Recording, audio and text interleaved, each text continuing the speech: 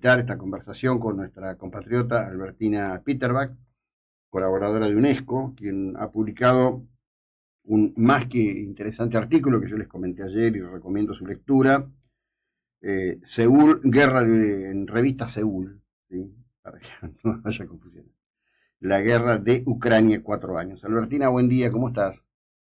Hola, ¿qué tal? ¿Cómo están? Buen día. Bien, por acá, bien, mirando este enloquecido mundo en el que nos toca vivir y Ujú. en interés de que compartas con esta audiencia los conceptos centrales de este artículo tuyo, que tienen el valor de alguien que ha estado en el lugar de los hechos, ¿no? Así Este, es, en sí. don- 6 meses. 6 meses, en donde además hay todo un tema, te digo porque esto me pasa de tanto en tanto. Afortunadamente en el tiempo transcurrido hay una construcción de audiencia y el tema este de la conectividad permite que haya audiencia en otros lugares del planeta. De tanto en tanto me encuentro con gente que comparte este trabajo que hacemos, pero que normalmente se amosca conmigo por mi mirada sobre Putin, a quien considero por supuesto un criminal. Obvio. Hay como una cosa corriendo en el mundo y a veces me llama la atención en los ámbitos que corre de pretender justificar los actos de Putin con respecto de la invasión de Ucrania. Muy llamativo. Sí, sí, eso es porque está toda esta teoría que también lo vemos ahora con lo de Irán, ¿no? El Ujú. progresismo, sobre todo, se niega a aceptar, condenar dictaduras que considera antiimperialistas y antinorteamericanas y antiisraelíes. Tienen como un concepto muy arraigado del antiimperialismo americano, ahora también cruzado con las teorías de, ¿cómo se dice esto? El racismo, o sea, Ujú. ay, no me sale la palabra, las teorías woke, Sí, sí. de la interseccionalidad, esa es la palabra, que pueden ser teorías interesantes, pero es como todo, llevado a un extremo Ujú. Ujú.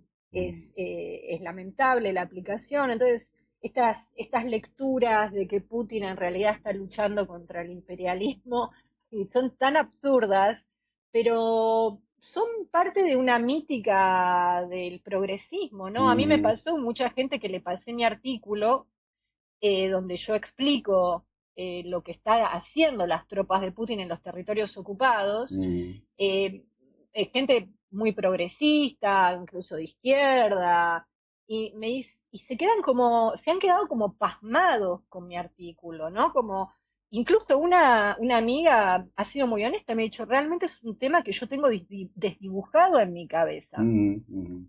Sí. porque hay una fijación con el tema de Gaza y una fijación sobre todo con estos pilares como inamovibles del progresismo, donde hay buenos y malos, ¿no? Y los malos son los americanos y los israelíes, y los buenos son marrones de Sí. otros colores, Sí. y ya está. Y ya Y ahí está. se terminó todo. Sí. Sí, bueno, porque además en general se alienta la idea de que el gran pecado que estaba cometiendo Ucrania era querer ser parte de Occidente y parte de la OTAN, y que esto ponía en riesgo la integridad misma de Rusia, suponiendo que si la OTAN llegaba a las fronteras de Ucrania, con posterioridad, ¿qué pasaba o Mm, cuánto le faltaba para llegar a Moscú? Como si alguna vez alguien en el mundo contemporáneo post Segunda Guerra Mundial, bueno, salvo Patton, que murió, y Churchill, que querían mm, dar vuelta a los tanques, armar a la Wehrmacht y marchar sobre Moscú, ¿no? Pero bueno, eh, nos llevaría otro tipo de sí. charla. Eso no volvió a ocurrir nunca jamás y no ocurre. No, no, no, claro que no. Incluso lo que yo marco en el artículo, ¿no? O sea, la línea roja que cruzó cuando Finlandia y Suecia entraron en la OTAN, Ujú. desde el 2023 y el 2024. Y ahora tienen no sé cuántos miles más de kilómetros de frontera los rusos con la OTAN. Ujú. En realidad, si vamos a esa hipótesis de que la motivación de Putin era la OTAN, esa es la justificación. La motivación de Putin es querer reconstruir el imperio del zar y de retomar territorios que él considera son legítimamente del imperio ruso, ¿no? Él quiere reconstruir, tiene una ambición imperialista, no tiene una ambición económica, no Ujú. tiene, porque es increíblemente billonario, o sea, está mucho más allá de eso. La explicación que la desinformación rusa en la injerencia que hace en los sistemas informativos internacionales, dice, bueno, no, es que la OTAN es mala, y de vuelta a la simplificación, ¿no? Sí, claro. Y a toda esta gente que es progresista, como la OTAN está del lado del imperialismo norteamericano y bla, bla, les cierra, pero en una... Son gente que te digo, Mm, no son capaces de argumentar, porque no tienen información, no tienen conocimientos. Entonces, se paran en lo emocional de que los norteamericanos son malos y el resto es bueno y por ende Putin es bueno. Y después también en esto se suma la ultraderecha, porque otra narrativa que Rusia ha hecho circular, incluso con la ayuda de China, es la de que Putin defiende a la familia frente al mm, wokismo. Entonces, con esto, o sea, por un lado ya tiene ganado el progresismo y a la izquierda, y por el mm, otro lado se ha ganado la ultraderecha. sí. Sí, ahora, vos sabés que Este, hay un dato, tiene que ver con un tema local, pero no te voy a aburrir a vos con eso. Le decía antes de ayer a algunos colegas acá, por un tema local, pero aplica. Digo, hay que aprender a mirar los hechos y hacer abstracción del relato, porque si te quedás con el relato y no miras los hechos, es decir, estamos hablando de un tipo que tiene el control total absoluto de Rusia, que los opositores y los funcionarios que caen en desgracia se tiran de los balcones permanentemente, se ¿no? caen, se Se van caen, cayendo, sí, sí. no sé, Muy evidentemente particular. debe haber algún tipo de epidemia auditiva de equilibrio, la gente pierde permanentemente, pero en serio es una locura lo que pasa, ¿no? Digo, saquemos a Sí, sí. Ucrania, Bueno, o estallan los aviones, como le pasó a sí, Prigozhin, que claro, también lo menciona en el artículo, ¿no? sí, por supuesto, es muy curioso. Contame un poco de todo el tiempo, esos 6 meses en Ucrania. ¿Qué impresión te quedó de la gente, del común, de los que tratabas a diario? Porque una de las cosas... Mira, Sí, sí, decime. perdón. No, no, decime, No, decime. no, mira, la impresión que me quedó es muy de mucha... No es fácil la impresión. La gente, o sea, yo estuve 6 meses y te digo que el estrés postraumático después Mm, lo sentí.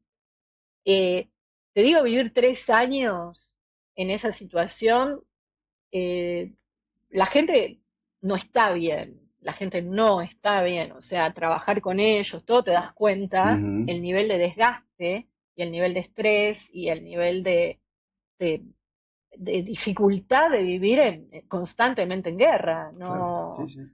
no, no es una vida normal. Ujú, sí, Y como... eso la gente lo siente, tenés gente que lo resiste mejor y gente que lo resiste peor. Eh, Sí. pero todo eso de tener desplazados, de tener exiliados, de tener, no sé, tu pareja en el frente, de tener a tu papá en el frente. Perdóname. Una de las chicas con las que yo trabajaba, que menciono en el artículo, el marido es profesor de arte, era maestro de artes plásticas Ujú, y está ahora en Pokrovsk. ¿Entendés? O sea, son, son situaciones tan terribles que a uno le cuesta imaginarlas, o tener familia en los territorios ocupados. Lo que ocurre en los territorios ocupados es monstruoso, y no hay, yo también lo marco ahí en el artículo, no hay nadie que diga lo que pasa en los territorios ocupados por Rusia, por ejemplo, Mariupol mm, o Crimea o el Donbass, son situaciones terribles. Zaporilla, o sea, no hay ningún tipo de visibilidad de lo que significa vivir bajo la ocupación. Y todo esto, sí. todo esto lo viven la gente que está ahí. Es imposible que eso no tenga un costo emocional altísimo y económico también, por supuesto. Obvio, sí, no, no, a ver. La dimensión de la destrucción económica es alucinante, pero de cualquier manera yo lo que observo, pero por supuesto está la distancia y todos, siempre digo, todos juegan, ¿no? Inocentes no hay, son juegos de poder, de política. El otro día en una conversación que tenía con un abogado que lo ha denunciado Luis Delía acá, en el momento de la charla, él dice, bueno, hablamos de un régimen que asesinó a 36.000 personas. Le digo, mira, yo no voy a poner las manos sobre el fuego por ese número porque no sé, a lo mejor es lo mismo que los 30.000 de acá. Es decir, ¿cómo sé yo que mataron 36.000? Pero si mataron 3, es un crimen de Estado. Es decir, Claro. todos juegan de alguna manera. Por eso te digo, hoy por ejemplo, bajé un video que muestra una nena, la nena debe tener entre 12 y 14 años, que cada vez que se comunica que vuelven ucranianos liberados en los intercambios de prisioneros, va a la ruta por donde pasan los micros y agita la bandera ucraniana.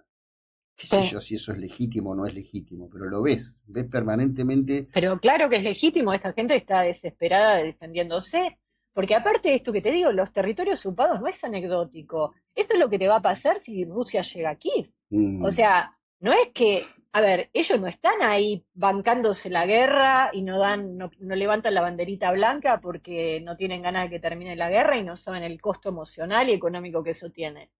Están porque saben que si entra, es como que entre el ISIS, mm, ¿entendés? Como que entre el ISIS sí, a sí, un poblado yazidi, te lleva a los chicos, te viola a las mujeres, mata a los hombres. ¿Eh?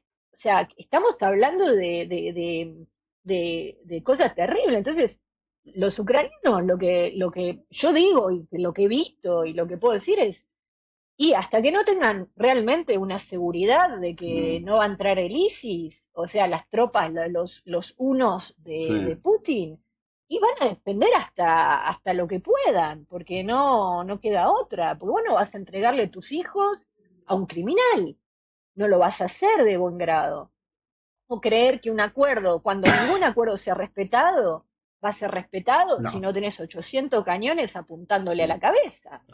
O sí, sea, es que es básico, no hay que ser un genio de la geopolítica para darse cuenta de por eso. supuesto que sí. Entonces, nada, obvio, los ucranianos van a ponerle todo lo que haya que poner.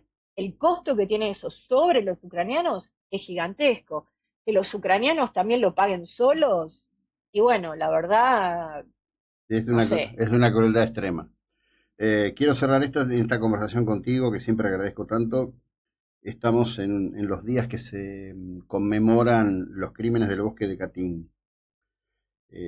Los crímenes del bosque de Katyn fueron perpetrados por la NKVD, por los soviéticos, para borrar Ujú. de la superficie de la vida a la intelectualidad polaca Sí, me acuerdo, sí, sí, en 1940. sí. 21.857 internados polacos fueron asesinados en los bosques de Katyn. Nunca se escribió y ni se habló de la barbarie soviética cuando ingresaron en Berlín, porque en ese momento las necesidades políticas eran otras, pero tienen una historia de barbarie y de crueldad absoluta y demostrable.